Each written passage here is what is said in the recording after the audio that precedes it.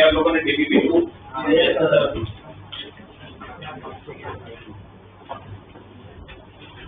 ये बताइए डीपीपी 2 में डाउट।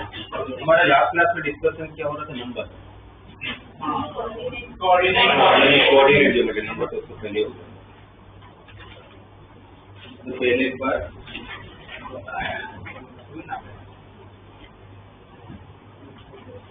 तो कोऑर्डिनेट ज्योमेट्री में थोड़े से एक्सेप्शनल केसेस होते हैं। जैसे आप लोगों ने ये तो समझ लिया कि अगर आपके पास 4/6 का रेक्टेंगल है, 4/6 का रेक्टेंगल, और अगर आपको बोला जाए कि उस 4/6 के रेक्टेंगल में तो मुझे छोटे मोटे सारे रेक्टेंगल अगर बनाने तो टोटल कितने रेक्टेंगल बचते? 5c2 into 7c, 5c2 into 7c। 4/6 का अगर रेक्टेंगल है तो आपका डायमेंशन जब 4 का है तो आपके लाइन कितनी बनेगी, है ना?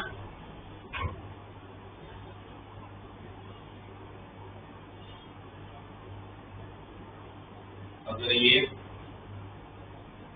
4/6 का रेक्टेंगल है तो इसमें लाइन कितनी बनती होगी? ये 4 है तो इसमें 5 बनेगा, ये 6 है तो इसमें, और हमें रेक्टेंगल बनाने के लिए कितने हॉरिजॉन्टल लाइन और कितने वर्टिकल लाइन? तो हॉरिजॉन्टल और 2 वर्टिकल, करेक्ट। और अगर आपको ये पूछा जाए कि इसमें कितने स्क्वायर बनेंगे तो आपका वो सी वाला काम करना बंद कर देगा, सी फिर आपका काम नहीं करेगा। सी आपका काम क्यों नहीं करेगा? बिकॉज सी इसलिए काम नहीं करेगा, रेक्टेंगल तो कहता है कि 2/3 का भी चलता है, स्क्वायर 2/3 का नहीं चलता है ना, आप कोई भी 2 लाइन लेके स्क्वायर नहीं बना सकते। तो वहां पर फिर आपको एक्सेप्शनल केस में एक पैटर्न से जाना पड़ेगा। जैसे अगर मैं आपसे पूछूं कि ये आपका सपोज 2/2 का एक रेक्टेंगल, 2/2 का स्क्वायर है, ये 2/2 का एक स्क्वायर है, इसके अंदर रेक्टेंगल कितने होंगे? 3c2 into 3c2, 3c2 कितना होता है? 3, तो 3 into 3 9, 3c2 कैसे? 1 2 3 3 लाइन है, यहाँ पर 1 2 3 3 लाइन है, तो 3 में से कोई भी 2 सिलेक्ट होगा। आपको 9 रेक्टेंगल दिख रहे हैं, 1 2 3 4 5 6 7 8 और ये बड़ा दिखे 9। इसका स्क्वायर कितने दिख रहे हैं? 5। स्क्वायर कितने? 5 स्क्वायर। कैसे 5 है? 1 2 3 4 और एक 2/2 का 4 रेक्टेंगल, तो कितने दिखे टोटल? 5। अब वही चीज अगर सामने 3/3 होता, अगर ये 3/3 है, इसमें कितने स्क्वायर दिख रहे हैं? 1 2 3 4 5 6 7 8 9, करेक्ट। फिर ये 1 2 मतलब 1, ये 2/2 का 2, ये 2/2 का 3, ये 2/2 का 4 और 3/3 का 1, 3/3 का 1। तो 3/3 में तो ऐसे नंबर ऑफ स्क्वायर बने, जब 2/2 था तो ऐसे नंबर ऑफ स्क्वायर बने। तो आपको पैटर्न दिख रहा है, जब 2/2 था तो क्या बना? 2 स्क्वायर प्लस, जब 3/3 तो क्या बना? 3 square plus 4 square, 2 square plus. तो हमें पूछे कि 5/5 का स्क्वायर है तो इसके अंदर टोटल स्क्वायर कितने बने? 5 स्क्वायर। हमें पैटर्न में चलेगा 5 स्क्वायर से लेके कहां तक? 1 स्क्वायर। चेस बोर्ड होगा तो चेस बोर्ड में टोटल कितने स्क्वायर थे?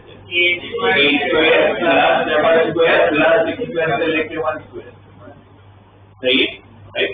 तो इसमें आप सी नहीं यूज कर सकते, आप ये नहीं बोल सकते कोई भी 2 लाइन उठा के मैं स्क्वायर बना लूंगा, वो आप रेक्टेंगल बना सकते बट स्क्वायर नहीं बना सकते। तो मैं जो आप लोगों को यहाँ पर बता रहा हूँ इसको आप लोग फिर नोट डाउन कर लीजिएगा। अगर आपके पास n/n का स्क्वायर है, अगर आपके पास, पहले देख लो समझ लो फिर नोट डाउन करेगा। अगर आपके पास n/n का स्क्वायर है और अगर आपके पास n/n के स्क्वायर में से अगर आपको रेक्टेंगल्स बनाने हैं, n/n के स्क्वायर में से आपको रेक्टेंगल्स बनाने या n/n में से अगर आपको स्क्वायर्स बनाने हैं, तो रेक्टेंगल बनाने तो रेक्टेंगल्स तो कितने बनेंगे? n+1 c2 into n+1 c2, correct. Square कितने बनेंगे तो आप ये नहीं यूज कर सकते। तो स्क्वायर के लिए हमने भी पैटर्न देखा, कितना बन रहा था? Sigma n²। 2/2 का तो क्या बना था? 2 स्क्वायर प्लस 1 स्क्वायर। 3/3 तो क्या बना था? 3 square plus 1 square plus 1 square. 5/5 होगा तो क्या बनेगा? 5 square plus 4 square plus 3 square plus 2 square plus sigma का मतलब क्या एडिशन का हुआ। तो n/n का अगर स्क्वायर होगा तो कितने स्क्वायर बनेंगे? n² plus n-1 square plus n-2 square से लेके कहां तक? 1 स्क्वायर तो सिग्मा ही बोलूंगा ना। अब उसको भी मैन्युअली काउंट करने की जरूरत नहीं, सिग्मा एन स्क्वायर की डायरेक्ट फॉर्मूला होती है। ये आपको याद रखना है, वैसे इसके डिटेलिंग हम लोग सीक्वेंशियल सीरीज में पढ़ेंगे, बट अभी आप लोग ये फॉर्मूला याद कर लेना। n into n plus 1 into 2n plus 1 divided by 6, n into n plus 1 into 2n plus 1 divided by 6। Tenth में हम लोग ये फॉर्मूला पढ़ते थे, सिग्मा n पढ़ते थे, n into n plus 1 by 2। Sigma n का मतलब क्या होता था? Sum of cos n natural number. Sigma n का मतलब क्या था? Sum of cos n natural number. इसकी फॉर्मूला थी ना एफी में n into n plus 1 by 2। तो सिग्मा n स्क्वायर की फॉर्मूला होती है। सिग्मा n स्क्वायर का मतलब क्या हुआ? 1 square plus 2 square plus 3 square up to the n square. तो उसकी फॉर्मूला क्या होती है? n into n plus 1 into 2n plus 1 divided by 6। Correct. तो अगर आपको बोला जाए कि केस 4 में कितने स्क्वायर होंगे तो क्या बोलूंगा answer? 8 into 8 plus 1 9 into 16 plus 1 7। तो 8 into 9 into 17 divided by 6। इसको सॉल्व करके जो मिलेगा वो मेरे नंबर ऑफ स्क्वायर्स हो जाएंगे। किसमें? केस 4। ऐसा कुछ भी पूछ सकते हैं, ये एग्जांपल है। तो आपको सिग्मा n स्क्वायर की फॉर्मूला याद रखते हैं। कब अप्लाई करना है इसको? जब नंबर ऑफ स्क्वायर, तो number of square, number of rectangle तो डायरेक्ट मिल जाएगा, n plus 1 c2 into n plus 1 c2। ये क्लियर है? अब ये स्क्वायर में से आपने नंबर ऑफ रेक्टेंगल ढूंढा, नंबर ऑफ स्क्वायर ढूंढा। अब रेक्टेंगल में से नंबर ऑफ स्क्वायर ढूंढना है। n क्रॉस p का एक रेक्टेंगल दिया हुआ है, फिर suppose p is less than n, तो रेक्टेंगल का तो कोई एक डायमेंशन छोटा होगा, राइट। तो केस में अगर n क्रॉस p में से अगर मुझे रेक्टेंगल ढूंढना है या स्क्वायर ढूंढना है तो नंबर ऑफ रेक्टेंगल कितने मिलेंगे? n plus 1 c2 into n plus 1 c2। और उस टाइम पर नंबर ऑफ स्क्वायर कितने मिलेंगे तो आपको ये वाला फॉर्मूला याद रखना है, sigma of n plus 1 minus r। फिर सिग्मा n पर काम नहीं करेगा, सिग्मा n पर काम कब लगेगा? स्क्वायर में से स्क्वायर ढूंढना। रेक्टेंगल में से स्क्वायर ढूंढना तो जो पैटर्न हो तो इस तरह से चलता है, क्योंकि n क्रॉस p होगा तो लाइन कितनी होगी? n क्रॉस p का डायमेंशन लाइन कितनी होगी? n+1 और यहाँ पर n+1। तो पैटर्न ऐसे चलेगा n+1 minus r into p+1 minus r, where r start from 1 up to the p, up to the p। r 1 से चालू होगा, कहाँ तक जाएगा? p तक जाएगा। जैसे अप्लाई कर सकता है। तो अगर मुझे पूछे कि 4/5 का एक रेक्टेंगल है, उसमें नंबर ऑफ स्क्वायर कितने बनेंगे? 4/5 का रेक्टेंगल है, उसमें नंबर ऑफ रेक्टेंगल कितने बनेंगे? तो मैं ऐसे कर लूंगा, sigma of r equal to 1 to 4, sigma of r equal to p मतलब कौन? तो छोटा वाला डायमेंशन होगा। p कौन होता है? तो स्मॉल वाला डायमेंशन। तो छोटा डायमेंशन कौन है? 4। तो r 1 से चालू होगा, कहाँ तक जाएगा? 4 तक जाएगा। यहाँ पर n+1 minus r, तो 5 plus 1 6 minus r into 4 plus 1 5 minus r। ठीक है ना? 5 plus 1 6 minus r हो जाएगा, और एक 4 यहाँ रखूंगा तो 4 plus 1 5 minus r। ठीक है। अब इसको अप्लाई करोगे तो सिग्मा अप्लाई करना तो आता है ना। आज स्टार्ट कहाँ से करेंगे? अपने 1 रखोगे तो कितना आएगा? 5 into 4। 2 रखोगे तो कितना आएगा? 4 into 3। 3 रखोगे तो कितना आएगा? 3 into 2। 2 रखोगे तो 4 रखोगे तो कितना आएगा? 2 into 1। और गलती से अगर आपने 5 रख भी लिया तो 5 minus 5 0 हो जाएगा। बच्चे की काम का है, अगर गलती से रख भी लिया। 5 into 4 20, 4 into 3 12, 3 into 2 6, 2 into 1 2, तो 12 6 18 20 plus 20, इसमें से 40 स्क्वायर बनेंगे। कितने स्क्वायर बनेंगे? 40। इस बार जेडब्ल्यू में कैसा क्वेश्चन आया था, ऐसे कोई डायमेंशन एग्जैक्टली याद नहीं, बट ऐसे ही उसका डायमेंशन दिया तो उसमें बोला था कि 4 क्रॉस 5 के रेक्टेंगल्स में से आपको नंबर ऑफ रेक्टेंगल्स बनाने हैं जो स्क्वायर ना हो। 4 क्रॉस 5 में से नंबर ऑफ रेक्टेंगल चाहिए जो स्क्वायर ना हो। तो पहले तो नंबर ऑफ रेक्टेंगल ढूंढ लूंगा। नंबर ऑफ रेक्टेंगल कितने बनेंगे? 52 into 62। 4 क्रॉस 5 है तो 5 लाइन, 6 लाइन, मुझे 2 लाइन चाहिए तो 52 का answer 5 into 4 divide by 2 into 1 तो 10 होगा। 62 का आंसर 6 into 5 होगा डिवाइड बाई 2 into 1 तो 15 होगा। 10 into 15 तो टोटल कितना रेक्टेंगल बने 150, उसमें 40 तो स्क्वायर है तो 40 हटा दूंगा तो आपका आंसर कितना देगा 150। क्लियर? तो आगे कैसे अप्लाई करना है तो ये आप लोगों को याद ही रखना पड़ेगा क्योंकि उसमें कॉम्बिनेशन काम नहीं करेगा डायरेक्टली, तो ये बस नोट डाउन करेगा और अगर किसी और बात में नहीं है तो फिर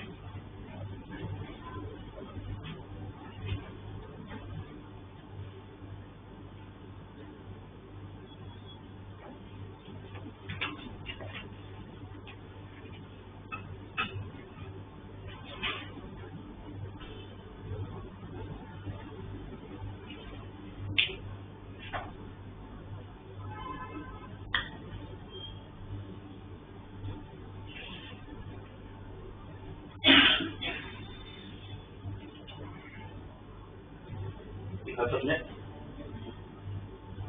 अगर आप लोगों को ऐसे दिया जाए, ऐसा पूछा जाए एक ऑक्टागोन है, ठीक है, एक ऑक्टागोन है तो ऑक्टागोन के डायगोनल से बनते total number of intersecting point है एक्सक्लूडिंग द वर्टेक्स। ऑक्टागोन के डायगोनल से बनते हुए total number of intersecting point है एक्सक्लूडिंग द वर्टेक्स।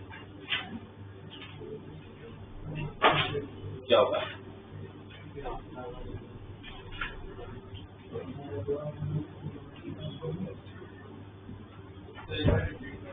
ऑक्टागोन के डायगोनल से बनते हुए total number of intersecting point है एक्सक्लूडिंग द वर्टेक्स, क्योंकि वर्टेक्स नहीं कंसीडर करते।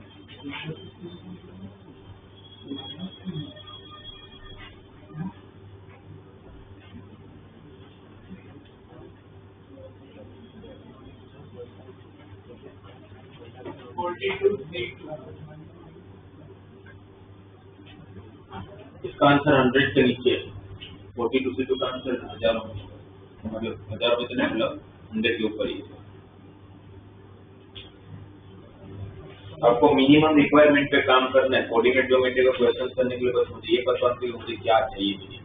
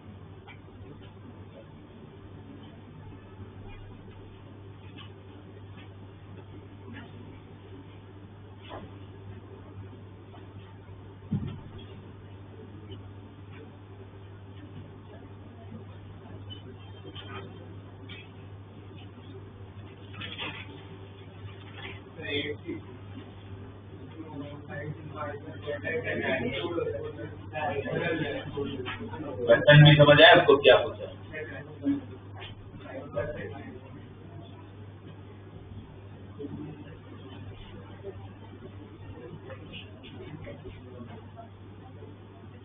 क्वेश्चन समझ आया ना सबको कि जैसे ये डायगोनल है, ये डायगोनल, जैसे ये इंटरसेक्टिंग पॉइंट आया ना, जैसे सारे डायगोनल्स मिला के कितने इंटरसेक्टिंग पॉइंट देंगे?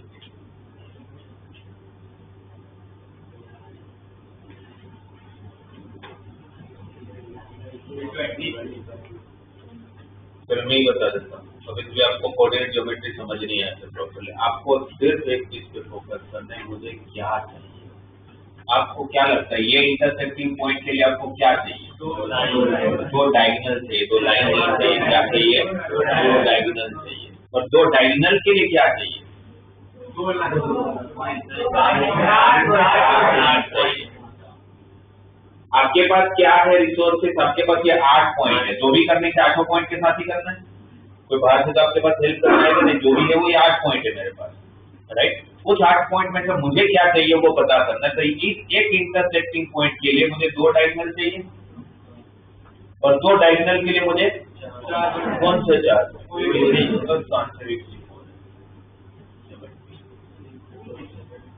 क्या होगा आंसर? 70। इतने इंटरसेक्टिंग पॉइंट के लिए इतना ही काम करने, बस मुझे पता था कि आप लोग सोच पाते हो कि नहीं पाते हो। आपको मिनिमम क्या चाहिए उस पर काम करो भाई। मुझे ये बनाना है तो मुझे क्या जरूरत पड़ने वाली, उतना सी लेकर क्या समझ क्वेश्चन ही नहीं समझ तो अभी भी नहीं है। अच्छा, आपको क्वेश्चन में वापस बोलूंगा, क्वेश्चन ही पूछा है कि ऑक्टागोन, ये मैंने ड्रॉ कर दिया। ये ऑक्टागोन के जितने भी डायगोनल्स होंगे, कितने डायगोनल्स होंगे?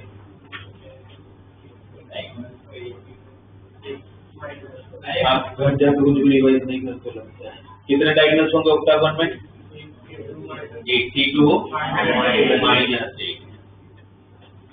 82 तो 82 का आंसर कितना होता है? 8 into 7 divided by 2 into 1, correct. तो 28 माइनस 8 तो टोटल डायगोनल्स कितना होंगे? 20। इसका मैं ये भी बता दूं कि इसके अंदर मैक्सिमम बच्चे क्या गलती करते हैं, और ऑप्शन में हो गए। मैक्सिमम बच्चों को ये सबको ही पता होता है, सबको ये पता होता है कि एक इंटरसेक्टिंग पॉइंट के लिए कितनी लाइन चाहिए? 2 लाइन। और उनको क्वेश्चन समझ में आया होता है कि ऑक्टागोन के अंदर पूछा ये था कि ऑक्टागोन के अंदर सारे डायगोनल्स मिला के total number of intersecting point कितने हो सकते हैं। ठीक है, total number of intersecting point कितना हो सकता है। उनको पता है कि एक इंटरसेक्टिंग पॉइंट के लिए 2 लाइन चाहिए, तो पहले डायगोनल ढूंढ लेते हैं। तो डायगोनल ढूंढने के लिए कितने डायगोनल्स बनेंगे? 20। अब 20 एक तरह से 20 लाइन्स हो गई, तो 20 लाइन्स में से इंटरसेक्टिंग पॉइंट कितने मिलेंगे? 26। और ये आंसर में होगा, ये कंफर्म है कि आंसर में होगा। तो टोटल आंसर क्या लिख के देंगे? 190। पर उस टाइम पर वो ये नहीं सोचते हैं कि जैसे ये पॉइंट है, ए पॉइंट है, ए पॉइंट से ये डायगोनल बना, ये डायगोनल बना, तो ये दोनों डायगोनल यहां पर इंटरसेक्ट किए थे, सही है। और उस एक पॉइंट से बहुत सारे डायगोनल निकल रहे होंगे ना, तो सारे के सारे डायगोनल एक के पास से जो निकल रहे सारे कौन करेंगे? तो वापस इंटरसेक्ट नहीं करने वाले, पर इसमें तो करवाए हुए हैं, तो सबको फिर हटाना भी पड़ेगा और उतना दिमाग चलेगा ही नहीं। तो इसीलिए बेस्ट है कि हम वो सब करने की जरूरत ही क्या है। और वैसे भी ये पॉइंट को एक्सक्लूड करने को बोला है ना, ये पॉइंट अपने को लेना ही नहीं है। वैसे ने क्या बोला कि एक्सक्लूडिंग द वर्टाइल। तो मुझे तो अंदर का पॉइंट चाहिए, बस ये पॉइंट चाहिए इंटरसेक्टिंग पॉइंट। और इस पॉइंट के लिए मुझे क्या चाहिए, तो दो डायगोनल चाहिए, है ना। इस पॉइंट के लिए क्या चाहिए आपको, दो डायगोनल चाहिए, और वो दो डायगोनल के लिए क्या चाहिए, 4 पॉइंट चाहिए, और वो 4 पॉइंट आपके दो डायगोनल बनते होंगे हमें, तो दो डायगोनल एक इंटरसेक्टिंग पॉइंट देता होगा, तो 8 पॉइंट में से 4 पॉइंट के जितने कॉम्बिनेशन बनेंगे उतने ही तो आप लोगों के पास इंटरसेक्टिंग पॉइंट बनते हैं। पॉइंट कितने थे टोटल अपने पास, 1, जरूरत कितने की थी, 4, कौन से 4, कोई भी 4, कोई भी 4 में 8 में तो कोई भी 4 लेके दो डायगोनल बना सकता हूँ, इस 8 में से कोई भी 4 लेके डायगोनल तो बना सकता हूँ, कितने डायगोनल,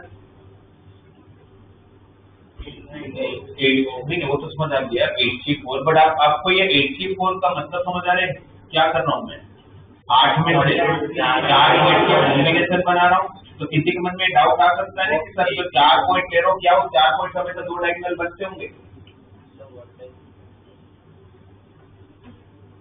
कोई भी मैंने 4 वर्टाइसिस यूज किया, तो कोई भी 4 वर्टाइसिस, आप कोई भी 4 वर्टाइसिस बताओ, कोई भी 4 जो आपको ठीक लगता है।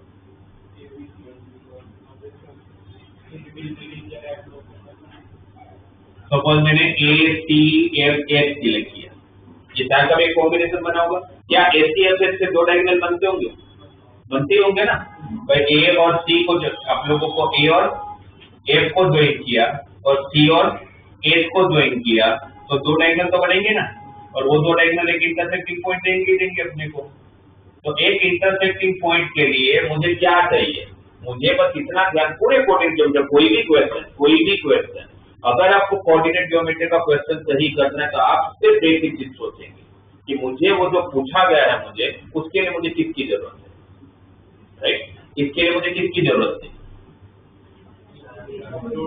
दो डायगोनल के लिए, बट दो डायगोनल आपको थोड़ी दे रखा है, आपको तो क्या दिया हुआ था पूरे क्वेश्चन, 8, आपके पास जो रिसोर्सेज हो तो 8 पॉइंट ही है, तो आपको 60 पॉइंट में से कितने पॉइंट चाहिए, 4, कौन से 4, तो जितने 4 के कॉम्बिनेशन बनेंगे उतनी मेरे पास इंटरसेक्टिंग पॉइंट बनेंगे, तो total number of intersecting point कितने बन जाएंगे, ठीक है। आपको बोला जाए कि एक ट्राइंगल है, एक ट्राइंगल है ABC, उसमें साइड AB पे 4 पॉइंट है, साइड AB पे 4 पॉइंट है, साइड BC पे टोटल 5 पॉइंट है, और साइड AC पे टोटल 3 पॉइंट है, करेक्ट।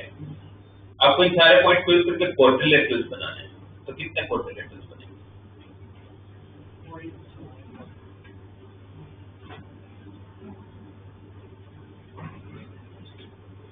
पॉइंट को यूज करके आपको नंबर ऑफ क्वाड्रिलेटरल बनाना, तो कितने क्वाड्रिलेटरल,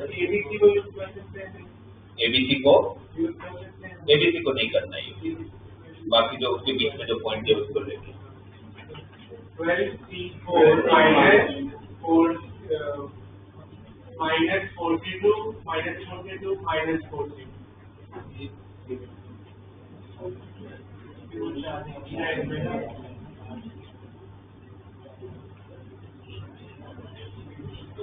क्वाड्रिलेटरल के लिए क्या चाहिए, 4 पॉइंट है, ये कितने पॉइंट, 12, तो मैं क्या करूंगा सबसे पहले 24, फिर आपको देखने का है कोई चीज तो नहीं कि जो आपने बनाया पर बनने ही नहीं वाला है, तो ये जो आपको ने 4 पॉइंट दिया क्वाड्रिलेटरल के लिए 12 उसमें तो कोई ऐसे क्वाड्रिलेटरल जो बनेगा ही नहीं पर आपने बना दिए, कौन सा, पहले तो ये चारों के चारों यूज करके क्वाड्रिलेटरल नहीं बन सकता, तो पहले उसको माइनस कर लेता हूँ 44, ये यहाँ पर 5 पॉइंट है, 5 पॉइंट में से कोई भी 4 को यूज करके मैं नहीं बना सकता हूँ, तो -54, यहाँ तो 4 पॉइंट ही नहीं है तो ऑब्वियसली कुछ माइनस करने की जरूरत नहीं है, पर सिर्फ इतना नहीं होगा, पर अगर मैंने ये ठीक है ना, ये जो माइनस के समझ आए, एक ही लाइन के 4 पॉइंट को यूज करके थोड़ी ना क्वाड्रिलेटरल बनाता हूँ, पर एक ही लाइन के 3 पॉइंट यूज करूँ और एक कोई दूसरा पॉइंट यूज करूँ तो क्वाड्रिलेटरल बनेगा, तो भी नहीं बनेगा। सपोज मैंने ये पॉइंट लिया, ये पॉइंट लिया, ये पॉइंट लिया, ये पॉइंट लिया, तो कोई क्वाड्रिलेटरल थोड़ी ना बनेगा, बनेगा अगर मैंने सपोज इसको ज्वाइन कर लिया, ये 4 पॉइंट यूज किया ना आपने और इसको ज्वाइन किया, तो क्या इसको आप क्वाड्रिलेटरल बोल सकते हो, नहीं बोल सकते, इस वाले की आप 3 पॉइंट भी एक लाइन में यूज करके कोटिंग नहीं बना सकते हो, तो भी आपको माइनस करना पड़ेगा। तो मेरे को माइनस फिर 4C3D करना पड़ेगा, माइनस 5C2D करना पड़ेगा, सॉरी 5C3D करना पड़ेगा, माइनस 3C3D करना पड़ेगा। 3 पॉइंट एक लाइन में यूज करके भी नहीं बना सकते। क्या 2 पॉइंट एक लाइन में यूज करके बना सकता हूँ? है ना, 2 पॉइंट अगर मैंने यहाँ से उठाया तो बस ये 2 पॉइंट उठाए और एक यहाँ से उठाया एक यहाँ से उठाए तो बनेगा, तो बनेगा। फिर 2 पॉइंट यहाँ से उठाया 2 पॉइंट सामने से उठाए तो बनेगा, तो भी बनेगा। तो और कोई प्रॉब्लम नहीं है, इतना माइनस। तो पहले मेरी मिनिमम रिक्वायरमेंट क्या था, 4 पॉइंट चाहिए, वो कर लेने का। फिर अगर कोई ऐसी पॉसिबिलिटी है जो नहीं हो सकता है तो उतना माइनस कर। क्लियर है?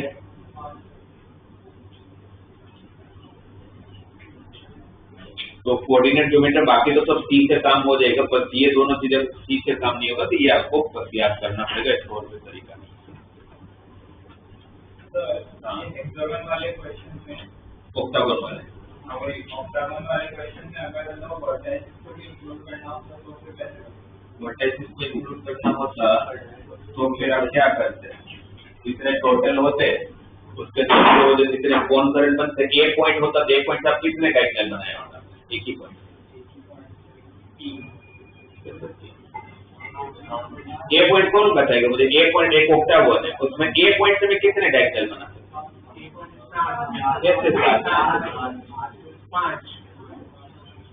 कितने बना सकते हो?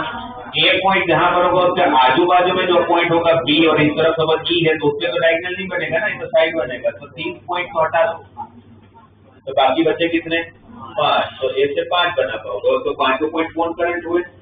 तो हर ए से 5 बने होंगे, बी से भी 5 बने होंगे, राइट। तो 5 पॉइंट कौन करेंगे, तो वो तो वापस इंटरसेक्ट नहीं कर सकता है, बट आपने करवाया होगा 20C2 में टोटल 20 डायगोनल बन रहे थे ना, तो 20C2 में आपने तो करवाया होगा उसको, तो हम जब कौन करेंगे तो उसको माइनस भी करना पड़ेगा। तो क्या माइनस करेंगे? ये 5 जो डायगोनल होंगे जो एक दूसरे के साथ इंटरसेक्ट आपने करवाया हुआ है वो आप हटाओगे, और ऐसा 5 कितनी बार माइनस होगा? 8 बार। तो ठीक है, ठीक है।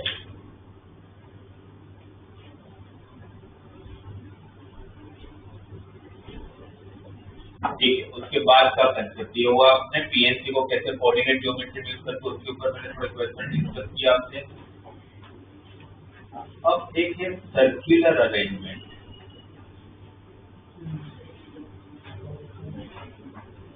जैसा अगर मैं आप लोगों से पूछूं कि ये 3 चेयर है, यहाँ पर इस तरह से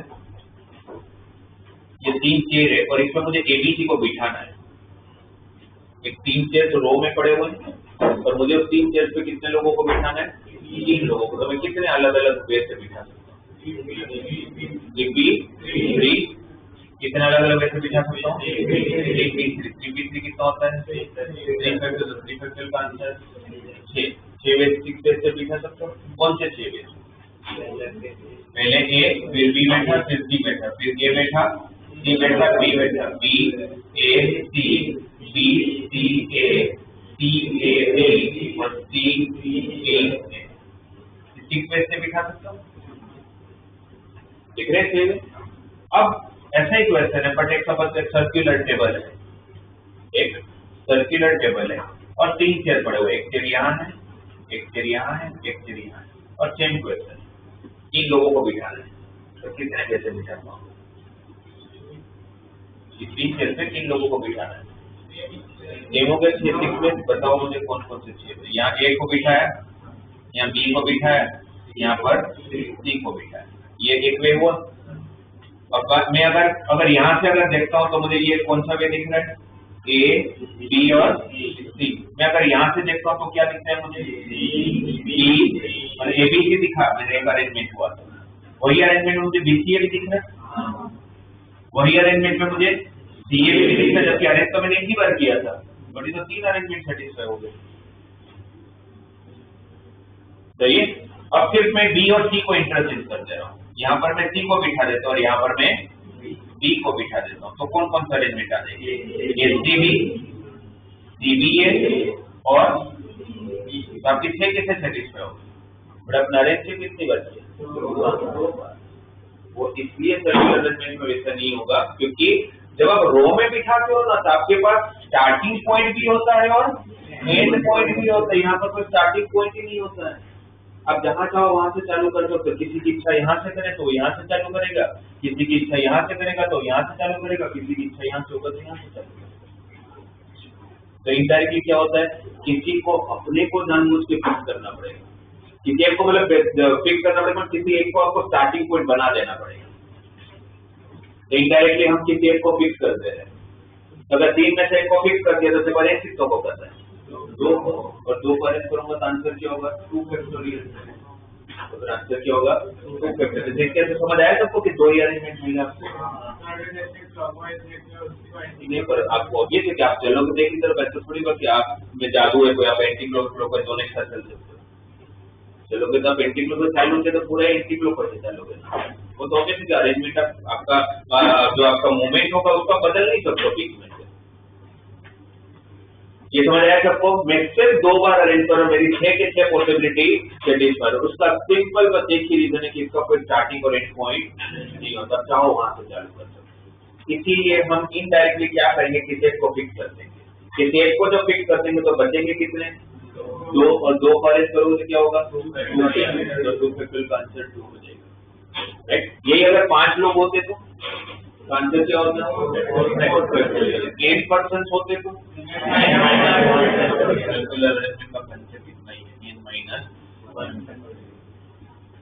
सर्कुलर अरेंजमेंट में क्या कंसेप्ट लगता है? n - 1 factor. बाकी सारे कंसेप्ट है नहीं। जैसे अगर आपको ये दिया जाए कि एक सर्कुलर टेबल है और सर्कुलर टेबल ऐसा मान लो कि एक राउंड टेबल कॉन्फ्रेंस मीटिंग हो रही है और उस राउंड टेबल कॉन्फ्रेंस मीटिंग के लिए 4 इंडियन और 3 अमेरिकन डेलीगेट्स को बुलाया हुआ है। एक राउंड टेबल कॉन्फ्रेंस मीटिंग है, राउंड टेबल के आजू बाजू में 4 चेयर्स पड़े हुए हैं, ठीक है, और एज ऑर्गेनाइजर मुझे उन सबको अरेंज करना है। अब पर मुझे पहले से एक कंडीशन ये दी हुई है कि भाई आपको जैसे बिठाना वैसे बिठाना, बट सारे अमेरिकन को साथ में मत बिठा देना। मतलब आपको बोल दिया गया है कि ये 7 डेलीगेट्स को बिठाना इस टेबल के आसपास में, बट कंडीशन है कि नो अमेरिकन सिट टुगेदर।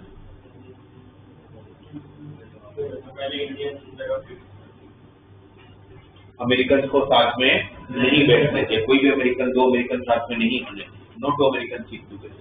तो फिर आप उसके अंदर क्या करोगे? क्या करते थे ऐसे क्वेश्चन में? जिनको साथ में, जैसे वोवेल्स को साथ में नहीं रखना तो हम सबसे पहले किसको अरेंज करते थे? तो अगर अमेरिकन को साथ में नहीं बिठाने तो सबसे पहले किसको अरेंज? इंडियंस कितने?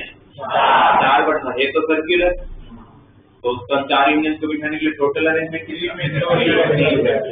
4 - 1। वो पहले कर लेने का आपको, n - 1 पहले हो जाना चाहिए। कितने हमें इंडियन को बिठा दिया आपने? 4। ये सपोज I1 है, ये I2 है, ये I3 है, ये I4 है, करेक्ट। अब इनके बीच में किसको बिठाना पड़ेगा? अमेरिकन। इसके बीच में जगह है कितनी?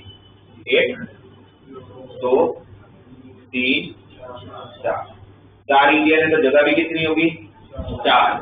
रो में जब बिठा देते ऐसा नहीं होता था। रो में अगर मैं 4 इंडियन को बिठा तो मुझे मेरे पास आजू बाजू में कितने प्लेस होते हैं? अगर I1, I2, I3, I4 अगर रो में बैठते तो टोटल नंबर ऑफ सीट कितनी होती है आसपास में? 5 है ना, 5 होती है। 1, 2, 3, 4, 5। सेम क्वेश्चन, 4 इंडियन 3 अमेरिकन को मुझे एक रो में बिठाना है, बट कंडीशन वही है कि नो 2 अमेरिकन सीट टुगेदर। तो आंसर क्या होता? पहले किसको बिठाते? पहले इंडियंस को। कितने इंडियंस हैं? 4 इंडियन को रो में बिठा दो तो आंसर क्या बोलता? 4 इंडियन को रो में बिठा तो कितना आंसर होगा? 4 फैक्टोरियल। अब उनके आजू बाजू में किसको बिठाता है? तो आजू बाजू में जगह कितनी है? 5। बट आपको कितने की जरूरत है? 3 की। तो इनको क्या लिखता है? 5B। ये आंसर आ जाता कब? जो नॉट 2 अमेरिकन। और वही चीज मुझे सर्कुलर टेबल के आसपास, पहले इंडियन को वापस, तो लॉजिक वही है लॉजिक में कोई फर्क नहीं पड़ता, आप रो में बैठा होगा सर्कुलर में बैठा होगा, लॉजिक तो वैसे ही चलेगा, बट सर्कुलर होने की वजह से मुझे किसी एक को फिक्स करना पड़ेगा। इसलिए 4 इंडियंस को जब मैं अरेंज करूंगा तो सबसे पहले क्या करूंगा, 4 - 1 फैक्टर, तो पहले इंडियंस अरेंज हो गए, राइट। इंडियंस अरेंज होने के बाद उनके बीच बीच में कितनी जगह वो देखनी पड़ेगी आपको, है ना। तो बीच बीच में कितने प्लेसेस होंगे, 4 ही होंगे। अब कुछ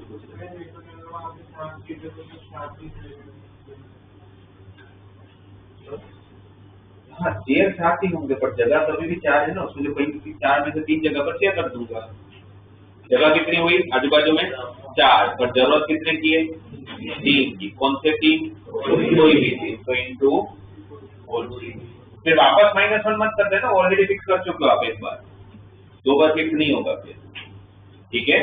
अगर रो होता तो आंसर क्या होता, 4 फैक्टोरियल इंटू 5p। इसमें एक सीट ज्यादा क्यों मिलती है, सर्कुलर में तो नहीं मिली, सर्कुलर में 4 लोग थे तो 4 क्यों मिली, सर्कुलर में 4 लोग थे तो सीट कितनी मिली, 4, बट रो में जब 4 लोग थे तो सीट कितनी मिल रही है, ऐसा क्यों, क्योंकि वापस इसमें एंड पॉइंट और स्टार्टिंग पॉइंट होता, उसमें नहीं होता है ना, बस वही रीजन। तो इसलिए वहां पर जितने लोग होंगे उतनी सीट मिलेगी, उसमें से जितनी आपको चाहिए, तो भाई 4 मिल रहे, पर चाहिए कितनी, 3, ठीक है। इसमें मतलब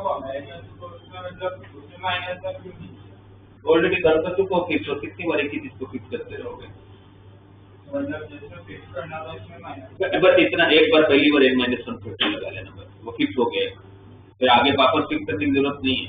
आपने किसी एक को स्टार्टिंग पॉइंट बना लिया तो फिर दूसरे को स्टार्टिंग पॉइंट कैसे बना सकते हो, ऑलरेडी बना लिया ना आपने एक को, तो फिर आपको वापस नहीं बनाना है।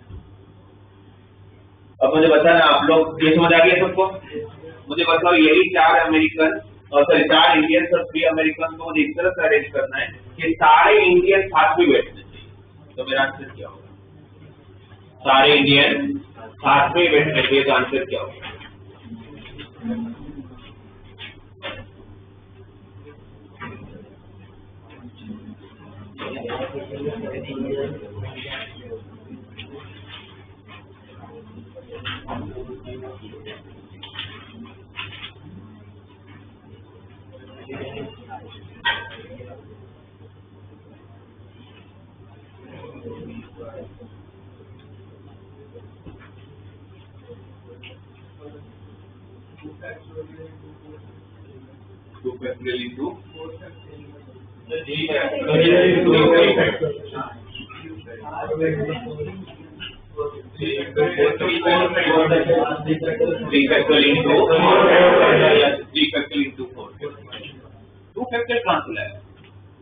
अमेरिकन को पहले बैठना, अरे किसी को पहले नहीं बिठाना है, बस क्वेश्चन ये कि सारे इंडियन साथ में बैठने चाहिए, तो जिनको साथ में बैठना है उनका क्या करते हैं, एक ग्रुप लेते हैं, एक ग्रुप मतलब 4 इंडियन का एक ग्रुप, बाकी बचे 3 अमेरिकन, जो पहले 7 लोग, सब कितने लोग हैं, 4, कितने लोग हैं, 3 और 1 4 लोगों को जब सर्कुलर में अरेंज करोगे तो 1 - 1 फैक्टर, यानी कि सारे इंडियन साथ में बैठ रहे हैं, बट वो इंटरनल अरेंजमेंट भी तो होगा, तो 4 को इंटरनल अरेंजमेंट के लिए करेक्ट। अब आपको इस तरह से बैठाना है कि सारे अमेरिकन भी साथ में बैठने चाहिए और सारे इंडियन भी साथ में बैठने चाहिए, तो आंसर क्या होगा,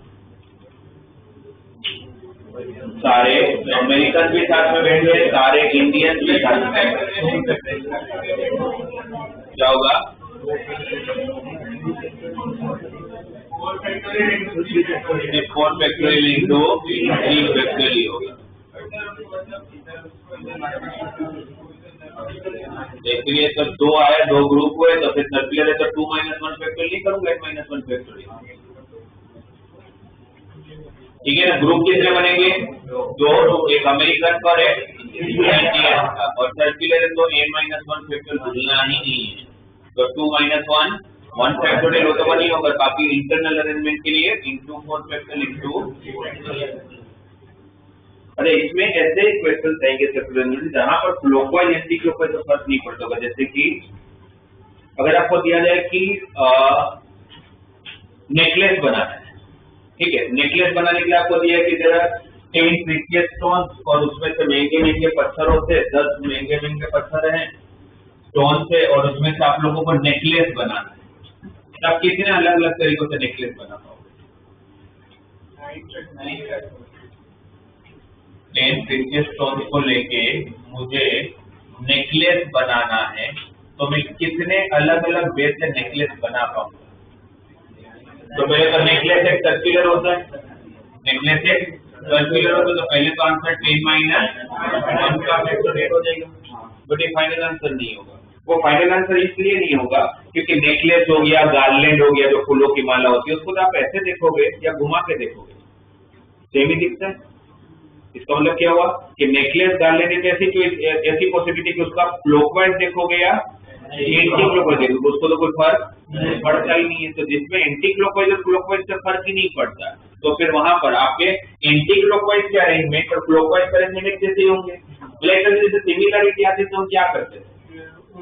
डिवाइड में कर लेते थे, जैसे 1 2 बार है तब क्या करते थे? डिवाइड बाय 2 करते थे। तो यहाँ पर आपको क्लॉकवाइज और एंटी क्लॉकवाइज से सेम ही चॉइसेस मिलने वाली है। इसीलिए ऐसे क्वेश्चन के जहां पर सर्कुलर हो 10 - 1 फैक्टर तो होना ही होना है, बट उसमें अगर क्लॉकवाइज एंटी क्लॉकवाइज से मेरी पॉसिबिलिटीज को फर्क नहीं पड़ता तो मुझे डिवाइड बाय 2 फैक्टर मतलब 2 करना पड़ेगा। तो टोटल नंबर ऑफ नेकलेस कितने बनेंगे? 9 फैक्टोरियल डिवाइडेड बाय 2। या गार्लैंड बनाना तो बोला था 10 फूल 10 फ्लावर्स को लेके 10 फ्लावर्स को लेके मुझे अलग अलग तरीके से गार्लैंड बनाना है, फूलों की माला बनानी है, तो कितने वे से बना पाऊंगा? तो क्या बोलूंगा वापस 9 फैक्टोरियल डिवाइड बाय 2। तो ये दोनों वर्ड ध्यान में रखिएगा, नेकलेस और गार्लैंड। नॉर्मली यही दो यूज होते हैं मोस्टली। आपको बोला गया कि 5 लोग हैं, ठीक है, क्वेश्चन सुनिएगा। 5 पर्सन ABCD, इनको सर्कुलर में अरेंज करना है, इनको सर्कुलर में अरेंज करना है 5 को, बट कंडीशन है कि आप अलग अलग तरीके से अरेंज करें, बट सेम नेबर्स वापस नहीं आने, सेम नेबर्स वापस नहीं आने चाहिए। तो मेरे पास कितने डिफरेंट अरेंजमेंट होंगे?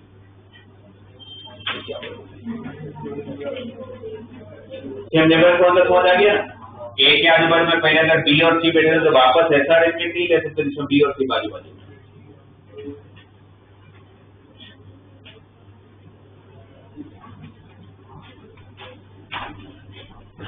5 पर्सन्स को राउंड टेबल के आसपास में बैठाना है with the condition no neighbours are come in the second arrangement.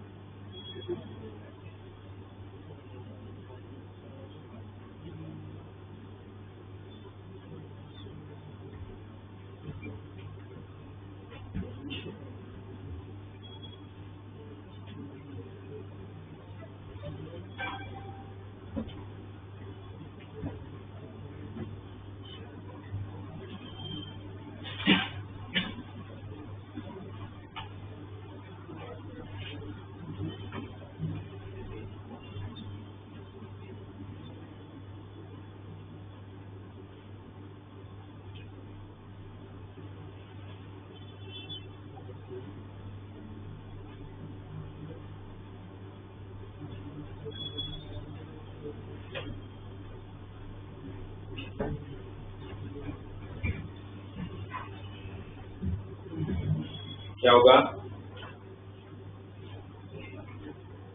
पहला का विवरण तो करोगे 5 - 1 फैक्टोरियल, वो तो सोचना ही नहीं है। 5 का अरेंज करना 10 - 1 फैक्टोरियल का कंसेप्ट तो लगना ही लगना है, वो तो लगा ही लेंगे, फिर सोचेंगे कि उन्होंने जो कंडीशन दिया है। अब इस 5 - 1 मतलब 4 फैक्टोरियल हो गया। 4 फैक्टोरियल मतलब कितना हुआ? 24 हुआ ना। अब उस 24 अरेंजमेंट में एक अरेंजमेंट ऐसा होगा, एग्जांपल के हिसाब से ए यहाँ बैठा, बी यहाँ बैठा, सी यहाँ बैठा, डी यहाँ बैठा, ई यहाँ बैठा। इस 24 अरेंजमेंट में एक अरेंजमेंट ऐसा भी होगा, ठीक है। अब मैंने बी की जगह पर ई ले लिया और ई की जगह पर बी ले लिया, 24 में ये भी एक अरेंजमेंट होगा ना, पर ये चलेगा? नहीं चलेगा। तो इनडायरेक्टली क्या मतलब उसे? इनडायरेक्टली क्या मतलब होगा?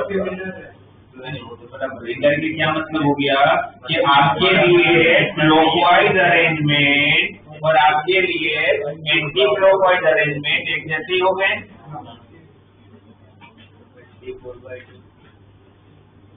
है ना। बी यहाँ बैठे या ई यहाँ, मतलब बी यहाँ बैठे, ई यहाँ बैठे या ई यहाँ बैठे, बी यहाँ बैठे, अरेंजमेंट अलग है बट वो मुझे चलेगा नहीं।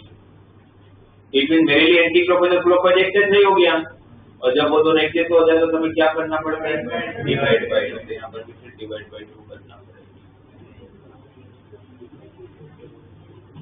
तो क्वेश्चन में दिया नहीं जाता है आपको कि भाई क्लॉकवाइज एंटी क्लॉकवाइज एक जैसा है, फिर वो आपको साइन पर समझ माने देखो एक सर्कुलर अरेंजमेंट में क्लॉकवाइज देखो या एंटी क्लॉकवाइज, मेरी बात तो एक ही जैसी ही है, तो फिर वहां पर डिवाइड करना नहीं होता।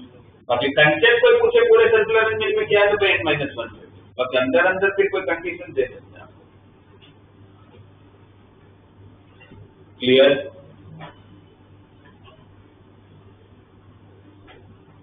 आप लोग डीपीपी 3 में कोई डाउट पूछे पर A2 में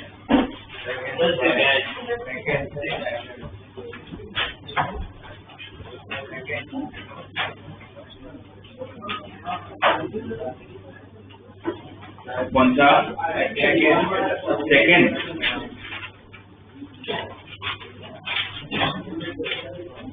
इसका सेकंड क्वेश्चन डाउट आपका डीपीपी 1 कर लिया आप लोगों ने पूरा? तो क्वेश्चन नंबर 27 और सेकंड क्वेश्चन सेम है सर, गलती से 2 बार आ गया, मुझे 2 में से हटाना है बट मैं भूल जाता हूँ हर बार, अभी मैं क्रॉस मार देता हूँ तो ध्यान रखिएगा। तो डीपीपी 1 में हो गया, डीपीपी 2 में क्या प्रॉब्लम है क्या? एक मिनट में पहले उनसे बात तो कर लेंगे, अभी बोला तो हम लोगों ने हो गया तो सब कैसे हो गया क्या? ठीक है वापस डिस्कस जरूर कर लेते हैं, बट एक ही चीज आपने पहले कर ली फिर बोलते वापस नहीं हुआ। एटलीस्ट में क्या समझा है, उसका ऑपोजिट लेना। अब 22nd क्वेश्चन पर क्या दिया, 10 different letters of an alphabet are given, words with 5 letters are formed from this given letter, determine the number of words which have at least 1 letter repeated। तो उसका उल्टा क्या होगा, एटलीस्ट 1 लेटर का गुजराती में मतलब क्या, वो हिंदी से मतलब कम से कम एक लेटर रिपीट होना चाहिए, कम से कम एक लेटर रिपीट होना चाहिए, तो उसका उल्टा क्या होगा, कम से कम एक लेटर रिपीट होना चाहिए, उसका उल्टा क्या होगा, कोई पण रिपीट मत हो। अगर कोई भी रिपीट नहीं हो तो आपके पास प्लेसेस कितने हैं, 5 लेटर्स का वर्ड बनाना है ना, और अल्फाबेट कितने दिए हुए हैं, 10। तो हर प्लेस पर चॉइस कितने थी, 10। जब कोई कंडीशन ही नहीं दिया था तो मैं अल्फाबेट को रिपीट क्या कर सकता हूँ, तो मेरे पास टोटल वर्ड कितने बनते हैं, 10⁵, अगर कोई कंडीशन नहीं होता। बट अब यहाँ पर हम कंडीशन क्या ले रहे, कोई भी लेटर रिपीट नहीं होना चाहिए, तो पहले प्लेस पर कितनी चॉइस, दूसरे प्लेस पर फिर 6। ये जो नंबर ऑफ वर्ड बनेंगे किसका आंसर होगा, जब आपका एक ही लेटर रिपीट, ये तो उल्टा हो गया, ये तो आपको नहीं चाहिए। तब क्या करो, यहाँ पर जो आंसर आएगा उसको यहाँ से माइनस कर लूंगा, उसमें से ये माइनस। तो एटलीस्ट जब ये तो टोटल में से जो नहीं चाहिए उसको माइनस करो। हाँ फिर कौन सा बताया आपने सेकंड के बाद,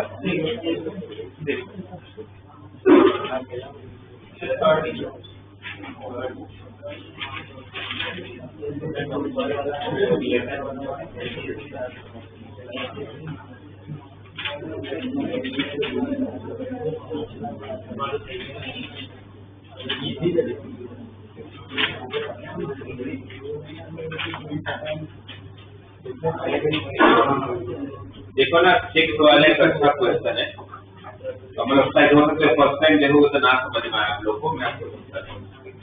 ये दिया हुआ है क्वेश्चन में, अच्छा P(1, 1) का मतलब समझ है ना, 1P1, P(2, 2) मतलब 2P2, ऐसा क्वेश्चन दिया हुआ है, right. 1 into 1P1 plus 2 into 2P2 plus 3 into 3P3 कहाँ तक, n into n3, और लास्ट में लाना सिर्फ इतना ही है कि इसका आंसर क्या आएगा, n+1 P of n+1 minus 1। Last में क्या प्रूव करना है, n+1 P of ये प्रूव करना। अब ये जो पूरा आपको सीरीज दिख रहा है, अगर उसको मैं सिग्मा के टर्म्स में लिखूं, जैसे लिख सकता हूँ sigma of r into r p of r, फिर r start from 1 up till n। सही है, सही है। आर पी ऑफ आर का मतलब आर फैक्टोरियल, आरपीआर का मतलब क्या आप 5 इंटू 4 फैक्टोरियल को सोल्व कर सकते हो? क्या होगा ये 5 फैक्टोरियल, 5 इंटू 4 फैक्टोरियल क्या लिख सकते हैं? 5 फैक्टोरियल। पर क्या मैं 4 इंटू 4 फैक्टोरियल को ऐसे कुछ लिख सकता हूँ? नहीं। इसका मतलब है कि अगर मेरे को फैक्टोरियल को सिंप्लीफाई करना हो तो उसके साथ उससे बड़ा ही नंबर चाहिए। सेम नंबर आएगा तो भी काम का नहीं है, और छोटा नंबर आएगा तो भी काम का नहीं है। वो काम का तभी है जब उससे बड़ा भी होना चाहिए, वो भी कंट्रीब्यूटिव में बड़ा होना चाहिए। जैसे 6 आ गया तो भी कोई काम का नहीं है। सही है। तो आर फैक्टोरियल, क्योंकि सामने आंसर में तो आपको इतना ही लाना है ना, n+1 का फैक्टोरियल -1, तो मुझे आंसर तो फैक्टोरियल के टर्म्स में देना है, इसको कैसे भी करके हटाना ही पड़ेगा। और आर फैक्टोरियल के साथ कौन होगा तो हट जाएगा r+1, क्योंकि इससे बड़ा चाहिए यहाँ पर, तो आप उसको हटा सकते हो और कोई तरीका ही नहीं उसको हटाने का। तो फिर r फैक्टोरियल के साथ कौन चाहिए? r+1। आपको r+1 है, बट आप मन में अगर थोड़ी ना कुछ प्लस कर लो, अगर प्लस किया तो -1 भी करना पड़ेगा। अगर मैं कुछ +1 करता हूँ तो सामने ये ठीक है ना, +1 करोगे तो -1 भी करना पड़ेगा। अब जब आप ब्रैकेट ओपन करोगे तो r+1 के साथ जब r फैक्टोरियल मल्टीप्लाई होगा तो क्या होगा? r+1 factorial -1 into r factorial, तो r फैक्टोरियल। ये समझ आया है ना? जब इसको सिंप्लीफाई कर रहा हूँ तो ऐसा बच रहा है। अब सिग्मा पुट करना चालू करो, r को 1 रखोगे तो 2 फैक्टोरियल -1 फैक्टोरियल, ये दोनों में रखना पड़ेगा ना, प्लस 2 रखा तो -2 फैक्टोरियल, 3 रखोगे तो -3, वैसे n रखोगे लास्ट में तो क्या होगा? n+1 factorial -n factorial. समझ आया? तो ये +2 फैक्टोरियल और ये -2 फैक्टोरियल कैंसल, +3 फैक्टोरियल और सब कुछ कट हो जाएगा। क्या बचेंगे? सबसे छोटा और सबसे बड़ा कौन होगा? और सबसे छोटा कौन होगा? 1 फैक्टोरियल की वैल्यू कितनी? 1 फैक्टोरियल की वैल्यू कितनी? 1। आपको जो प्रूव करना चाहिए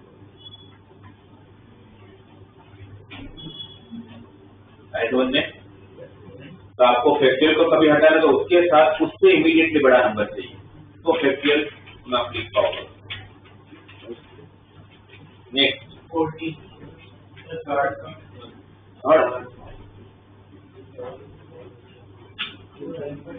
में क्या डाउट है? 10⁴ से छोटे नंबर चाहिए तो decimal notation of which all the digits are distinct. मतलब डेसिमल नोटेशन का मतलब क्या होता है आप लोग का?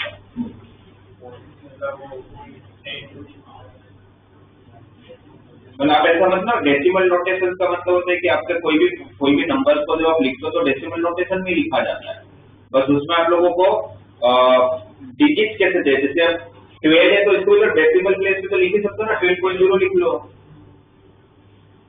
और नेचुरल नंबर के बाद तो डेसिमल का कोई मतलब ही नहीं है क्वेश्चन में देखा जाए तो। नेचुरल नंबर में कहाँ पॉइंट वाले कोई नंबर होते हैं, इनडायरेक्टली आपको एक क्वेश्चन में और डेसिमल को कंफ्यूज करने के लिए दिया होगा। आपको 10⁴ मतलब कितना? आपको 10,000 से छोटे नंबर चाहिए और डिस्टिंक्ट डिजिट होने चाहिए। तो कितने डिजिट के नंबर होंगे? 10,000 से छोटे नंबर चाहिए, डिजिट डिस्टिंक्ट होना चाहिए, तो कितने डिजिट के नंबर मिलेंगे? 10,000 से छोटे नंबर सिंगल डिजिट भी हो सकता है, 2 डिजिट भी हो सकता है, 3 डिजिट भी हो सकता है और 4 डिजिट भी हो सकता है, 5 डिजिट नहीं हो सकता। यहाँ पर कितनी सिंगल डिजिट का बनाना है? 9, कोई 0 तो नहीं रख सकता है यहाँ पर, यहाँ 9 और यहाँ 9 डिस्टिंक्ट है ना। फिर यहाँ पर 9 जो भी आंसर रहेगा। फिर यहाँ पर 9 8 जो भी आंसर रहेगा इन सबका।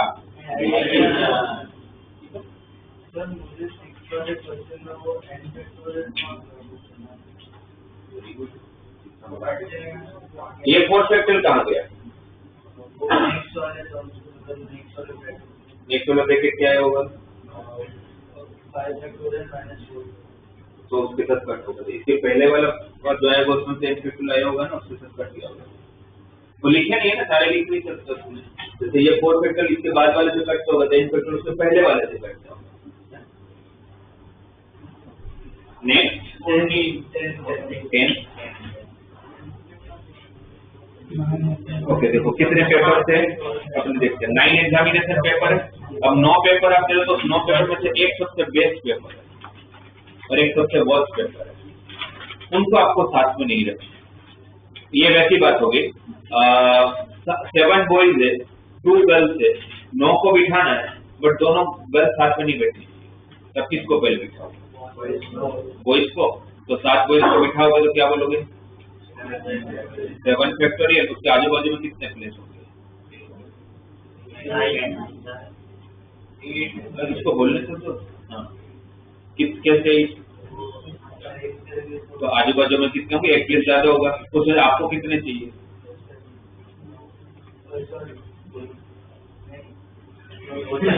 यहाँ पर क्वेश्चन क्या है? 7 बॉयज 2 गर्ल्स, 2 ही चाहिए। तो पहले बॉयज को बिठाया तो 7 फैक्टोरियल और 8 फीट। ये समझ आया? अब यहाँ पर उनकी जगह पर उन लोगों ने ये बोल दिया कि भाई 9 पेपर्स है, उसमें से एक बेस्ट होगा और एक वर्स्ट होगा। तो बेस्ट और वर्स्ट मिला के 2 ही होंगे और बाकी 7 पेपर है। तो जो बेस्ट और वर्स्ट को साथ में नहीं रखना तो बाकी के बीच में रखना पड़ेगा। तो बाकी को पहले अरेंज कर लेता हूँ। उनका जब 8 प्लेस होंगे उसमें मुझे 2 प्लेस चाहिए बेस्ट और वर्स्ट के लिए।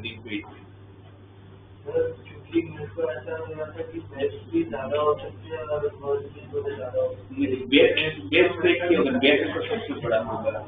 बेस्ट वाला एक ही होगा, जैसे प्लस में बेस्ट आप होता आप एक ही होंगे ना। तो बेस्ट एक ही होगा, वर्स्ट एक ही होगा। सॉरी, हाँ कर सकते। बेस्ट और वर्स्ट को एक ग्रुप लेके टोटल में से माइनस 14।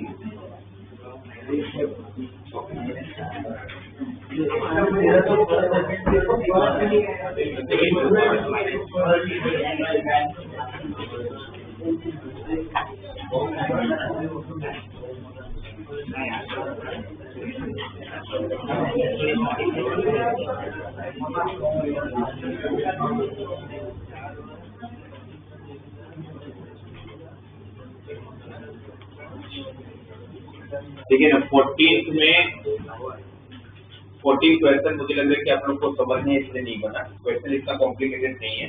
आपको बोला है कि ए नाम is a denote the number of permutation of x plus 2 things taken all at a time. मेरे पास कितने ऑब्जेक्ट है? x plus 2। मुझे सबको अरेंज करना है तो क्या लिखूंगा? x plus 2 p of. इसको उन लोगों ने ए नाम दे दिया, उसको उन लोगों ने ए नाम दे दिया। तो x plus 2 p of x plus 2 का मतलब क्या हुआ? x plus 2 का फैक्टोरियल। ये समझ आया?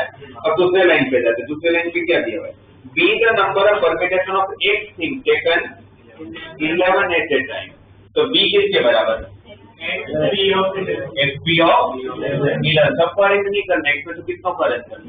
11 को। फिर c एक दिया हुआ है and c is the number of permutation of x minus 11 things taken all at a time। तो C क्या होगा? x minus 11 और सबको अरेंज कर लो।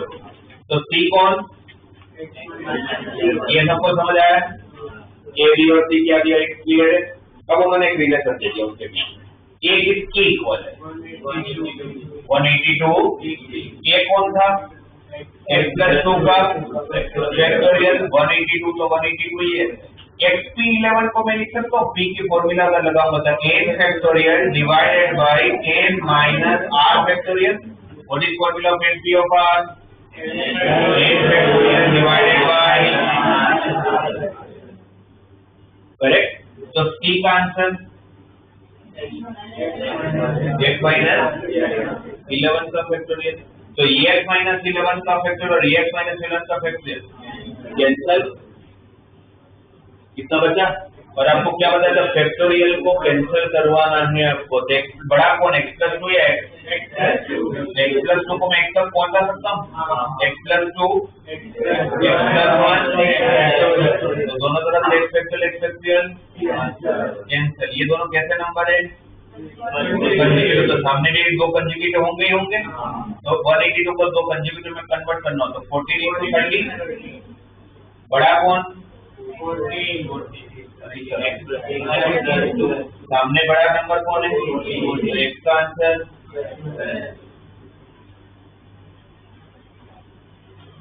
ठीक है। फिर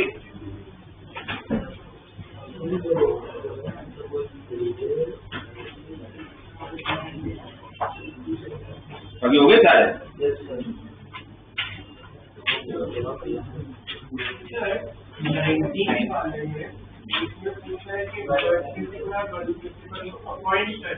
अपॉइंटेड, तो इसमें हम लोग को पी अरेंजमेंट जो लगाना है, तो सी के नहीं सी करना है के ऊपर 36 सी प्लस 35 सी 36 into 35, तो 36 C2, तो 36 C2 को कैसे सोल्व करोगे?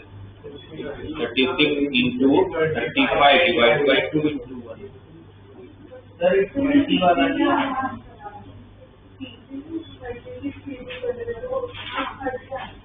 क्या आंसर आ रहा है? अच्छा नहीं, पर 36 C2 लगाएंगे मैं, सॉरी मैंने क्वेश्चन आप पढ़ा। उन्होंने बोला है कि from among the 36 teacher in school one principal and one vice principal are to be appointed. Suppose मैं उस कमिटी का मेंबर हूं, मुझे सिलेक्ट करना है, तो मेरे सामने 36 लोगों का लिस्ट आता है, उसमें से पहले किसी एक को सिलेक्ट करूंगा, किसके लिए? तो प्रिंसिपल के लिए मेरे पास कितनी हुई? 36। फिर मुझे वाइस प्रिंसिपल को भी सिलेक्ट करना, और जब तक ये पूरा काम नहीं कर लेता तब तक मल्टीप्लाई हो जाएगा, तो 36 C1 into 35 चलो P का आंसर नहीं हो, 36 into 35 का आंसर आ रहा होगा।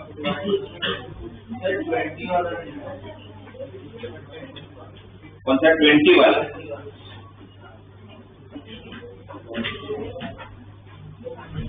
अच्छा आप बोलोगे सर हम दो नंबर, अच्छा एक मिनट यार सुनो ना, अब ऐसा क्यों नहीं हो रहा है कि जैसे मुझे प्रिंसिपल और वाइस प्रिंसिपल चाहिए तो मैं दो लोगों को सिलेक्ट कर लेते हैं, प्रिंसिपल और एक, तो उससे क्यों आंसर नहीं आ रहा?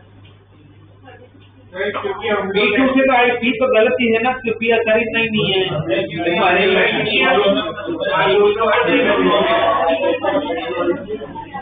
वो इसलिए नहीं आ रहा। जैसे 36 सीटों को मतलब किया कि 36 में से दो लोग सिलेक्ट किए, सपोज मैंने 36 में दो लोग सिलेक्ट किए, उनका नाम ए और बी था, तो मैं किसी को भी प्रिंसिपल बना सकता हूँ, किसी को भी, इसको प्रिंसिपल बनाऊंगा तो इसको कंपलसरी, इसको प्रिंसिपल बनाऊंगा तो इसको, तो दोनों में से वापस प्रिंसिपल वाइस प्रिंसिपल बनाने के लिए मेरे पास दो हुई, तो वो डिवाइड वाला 2 इस 2 के साथ कैंसिल हो गया था।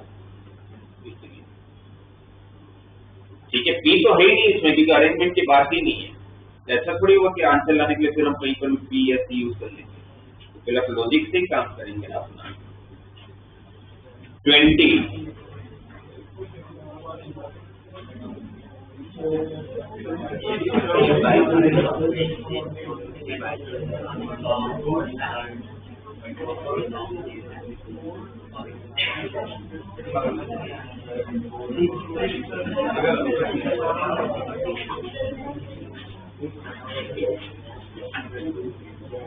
तो देखो ना 20 वाले क्वेश्चन में पहले क्या इंफॉर्मेशन है और उसको कैसे सोल्व करोगे। आपको बोला है कि tea parties arrange for 60 persons along two sides of a long table with 8 chairs on each side। यहाँ पर एक टेबल है, यहाँ पर कितने चेयर्स हैं? 8 चेयर्स, इस तरफ 8, इस तरफ 8, ठीक है ना। टोटल 16 लोग को बुलाया गया, 8 यहाँ बैठेंगे, 8 यहाँ बैठेंगे। अब कुछ कंडीशन क्या है कि 4 persons wish to sit on the one particular and the 2 on the other side, मतलब 4 लोग ऐसे हैं जिनका बहुत ज्यादा और आना जाना है तो उनका फिक्स एकदम किसी तरफ है ना। वो क्वेश्चन में क्या कंडीशन दिया है कि 4 want to sit on the one particular side, और बाकी जो दो है उनको अपोजिट साइड में बैठना है, वो उनके साथ बैठने को रेडी नहीं, उस साइड में ही नहीं बैठना उनको। तो अगर मैं बोल तो और पर्टिकुलर साइड ऐसा इसका नहीं कि उनको पहले से पता है कि हमें किस तरफ बैठना है, ऐसा नहीं कि उसको फिक्स करवाना है आपको, पर्टिकुलर वर्ड आ गया ना तो उनको पता है कि 4 लोग जो है वो इसी तरफ बैठेंगे जैसे एग्जाम्पल, तो फिर बाकी दो यहाँ बैठते होंगे, सही है। यहाँ बिठाना कितने को तो 8, उधर 4 को कंफर्म में कौन बैठेंगे इस तरफ, यहाँ पर कितनों को बिठाना, उसमें 2 कंफर्म में कौन बैठेंगे, पर इस तरफ लोग चाहिए कितने थे 8, उसमें बच्चे कितने के आपके पास 4 नहीं बचे 10 बच्चे, 4 और 2 6 तो गए अभी तक। बोला ऐसा मान लो कि मेरा घर, मेरे घर पे तो मैं अरेंज करूंगा ना लोगों को, एक टेबल है उस टेबल पे एक तरफ 8 चेयर है एक तरफ 8 चेयर है, पर उसमें उस 16 लोगों को मैंने बोला 16 फ्रेंड्स को बोला, पर उसमें 4 फ्रेंड्स का बहुत ज्यादा बढ़ाना जाना, उनका फिक्स है कि हम तो इसी तरफ बैठेंगे, और बाकी को बोलते कि हम ये 4 बैठेंगे उस तरफ नहीं बैठेंगे, हम सामने की तरफ बैठेंगे, तो 6 को मैंने साइड कर दिया। अब बच्चे कितने मेरे पास लोग 10 फ्रेंड्स और बच्चे, उस 10 में से मुझे इस तरफ और कितने लोग चाहिए 4, कौन से 4, वो तो कहीं पर बैठने को रेडी है, तो पहले 10 में से 4 सिलेक्ट करूंगा, तो वो 4 जो साइड में रखा था मैंने और 4 तो इस तरफ 8 हो गए, बच्चे कितने लोग 6, 10 से 4 इस तरफ, तो बच्चे कितने, तो उन 6 को 66, वो तो लिखो नहीं लिखो वही होता है, वो 6 यहाँ आ गए। अब इस चेयर के 8 लोग इस तरफ खड़े हैं, अभी 8 इस तरफ खड़े, अब मैं उस 8 को 8 चेयर पे बिठा देता हूँ, ये तभी तो सिलेक्ट ही किया, अभी बिठाए कहाँ आपने, तभी कितने सिलेक्ट हो गया, इस तरफ के 8 लोग सिलेक्ट हो गए, इस तरफ के 8 लोग सिलेक्ट हो गए। अब सामने 8 चेयर है 8 लोग है तो उनको अरेंज करूंगा, तो 8 फैक्टोरियल इंटू 66 का आंसर तो 1 ही होगा, और बाकी 10 को 210 होता है, तो 210 इंटू 8 फैक्टोरियल का। अच्छा, आपके घर पे आपको मैं पूछता हूँ, आपके घर पे आपने 16 फ्रेंड को बुलाया टी पार्टी के लिए, एक बहुत बड़ा सा टेबल है आपके पास, एक तरफ 8 लोग बैठेंगे दूसरी तरफ 8 लोग बैठेंगे, ठीक है, और उस 16 में से 4 लोग का फिक्स है कि हम भाई आज किसी तरफ बैठेंगे, तो आपने 4 बोला ठीक है भाई तो साइड में खड़ा है, और उसमें से और 2 लोग थे बोले ये 4 इस तरफ बैठेंगे उस तरफ हम नहीं बैठेंगे, तो वो सामने की तरफ बैठेंगे, वो 2 को भी आपने साइड कर दिया, ठीक है चलो कोई बात नहीं, 4 इस तरफ खड़े 2 इस तरफ खड़े, बड़ी तरफ बिठाना कितनों को, मतलब टोटल कितने को बिठाना था, 8 को बिठाना था ना, इस तरफ कितने को बिठाना था 8 को, अभी इस तरफ बैठने के लिए कितना रेडी है, तो और 4 लोग चाहिए ना, और है कितना भी आपके पास टोटल लोग 10, क्योंकि 4 और 2 तो साइड हो ही गए थे, तो 10 में से और 4 सिलेक्ट करोगे ना इस तरफ, तो वो 10C4 होगा, वो 4 और 4 अब 8 हो गए इस तरफ, तो 10 में से 4 इस तरफ आ गए, तो बाकी जो 6 बच्चे उनको बोलेंगे अब तू भाई सामने चला जाए, तो सामने भी 2 ऑलरेडी थे, 6 और आए, तो उस तरफ भी कितने हो गए, कितने हो गए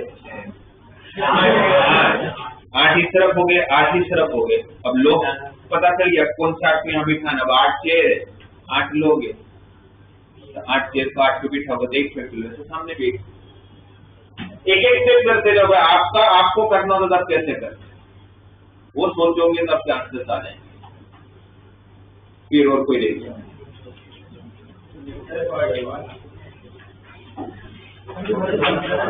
लास्ट वन आ गया था, लास्ट वन आ गया था,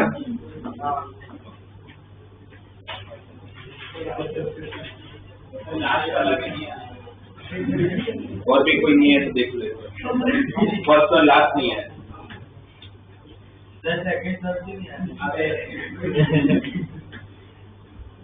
देखो फर्स्ट वाले पेपर में क्या दिया, in an examination hall there are 4 rows of chair, एक एग्जामिनेशन हॉल है जिसके अंदर कितने रो है 4, ये तो बस first row, second row, third row, fourth row, इनसे भी क्वेश्चन नहीं बनते, वो इसलिए बनी क्योंकि आप अपने ऊपर लेके नहीं चले, आप अगर आप ये सोचते थे तो आप कोऑर्डिनेटर और आपको बिठाना होता तो आपसे क्वेश्चन बन जाता, आप दूसरों पे अपना काम थोप लो इसलिए नहीं बनता आपको, आप देखो इसमें क्या नहीं बनता है, आपको बोला 4 रो है, ये 4 रो है, हर रो में कितनी चेयर है, 8 चेयर यहाँ है, 8 चेयर यहाँ है, 8 चेयर यहाँ है, 8 चेयर यहाँ है, तो टोटल 32 चेयर है। अब क्या दिया है? There are 2 classes sitting for the examination with 16 students in each class. There are 2 sections. Suppose आपके स्कूल में 2 सेक्शन है, A सेक्शन है, B सेक्शन है. A सेक्शन में 16 स्टूडेंट है, B सेक्शन में भी 16 स्टूडेंट. टोटल कितने स्टूडेंट्स हुए? और CST कितनी है? 32 स्टूडेंट्स को 32 चेयर्स पे बिठाना है. पर इसका कंडीशन क्या कंडीशन है? It is desired that in each row all students belong to the same class and no 2 adjacent rows are allotted to the same class. 2 condition है. इस रो में जो भी बिठाओगे वो सारे एक ही सेक्शन से होंगे. या तो A सेक्शन में से उठा लो या तो B सेक्शन में से उठा लो. पर अगर A सेक्शन में से आपने यहाँ पर उठाया 8, तो फिर यहाँ पर A सेक्शन से 8 नहीं बिठा सकता. एडजेसेंट रो में आपको नहीं बिठाना. तो अगर मैंने A सेक्शन के लिए अलॉट करूंगा तो मैं फर्स्ट और थर्ड रो कर सकता हूँ. तो B को कंपल्सरी कौन से रो में बिठाना है? सेकंड या तो उल्टा भी हो सकता है. सेकंड और फोर्थ अलॉट कर दो A के लिए, तो फिर B कहाँ अलॉट करोगे? फर्स्ट और थर्ड के लिए.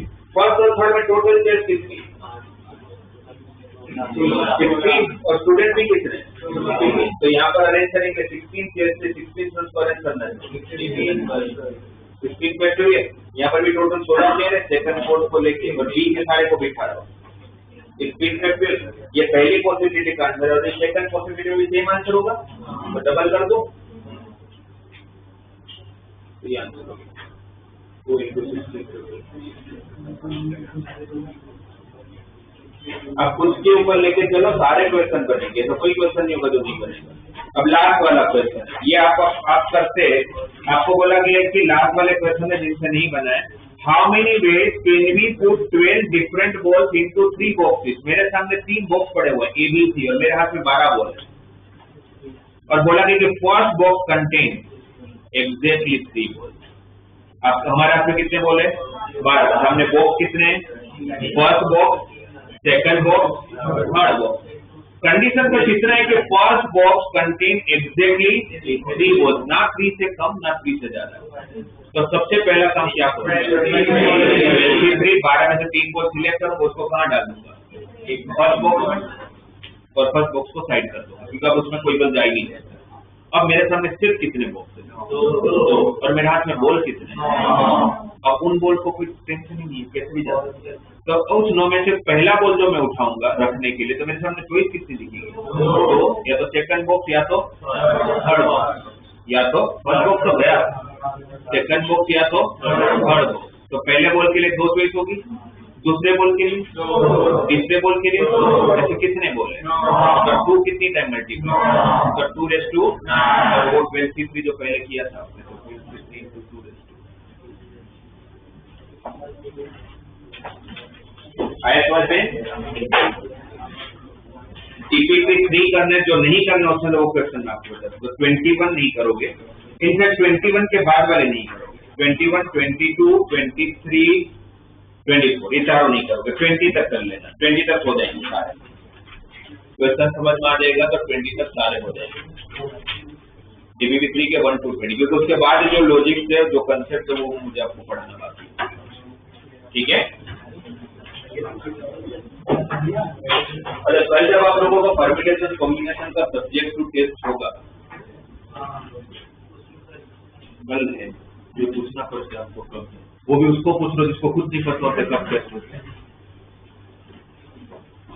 तो आप जब सब्जेक्टिव होगा तो फिर लिखना भी कुछ है ना. इस तरह से कि वहाँ सब्जेक्टिव की तरह ट्रीट करना.